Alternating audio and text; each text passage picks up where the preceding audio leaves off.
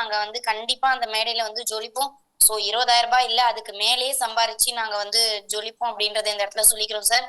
So leaders இன்னைக்கு section நிஜமாலுமே sir சொன்னார் இல்லையா? ஒண்ணு அவங்க கூப்பிட்ட இடத்துக்கு எல்லாத்துக்குமே நாங்க போய் அவங்களுக்கு சப்போர்ட் பண்ணுவோம். அப்படி இல்ல அப்படின்னா, அவங்க கூப்பிடல அப்படின்னாலும் நாங்க போவோம் அவங்க வீட்டுக்கு அப்படின்னு சொல்லிட்டு, நிஜமாலுமே அதுதான் நம்ம எல்லாருமே ஃபாலோ பண்ண வேண்டிய ஒரு முக்கியமான விஷயம்.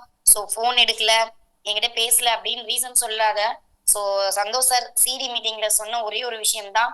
நீங்க இப்போ வந்து உங்களுடைய லைஃப் லைன் என்ன சொல்றாங்களோ அந்த ரீசனை கேட்டுட்டு வர்றதுக்கான ஆளுங்க நீங்க கிடையவே கிடையாது.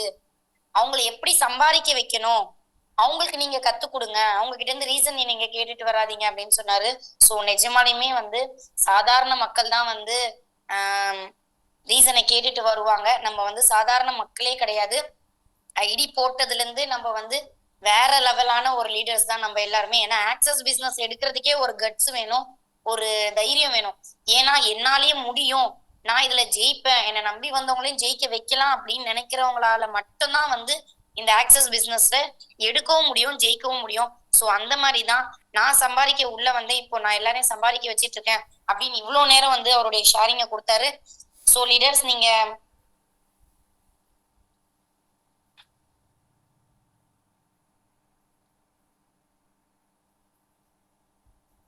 நீங்க ஹேண்ட் டவுன் பண்ணிடுங்க. ஸோ யாரெல்லாம் சந்தோஷ் சார் பேசுனதுல இருந்து உங்களுக்கு என்ன புரிஞ்சுது, என்ன பிடிச்சது அப்படின்னு நீங்க நான் வந்து நம்ம வந்து நீங்க பேசலாம் அதை பத்தி.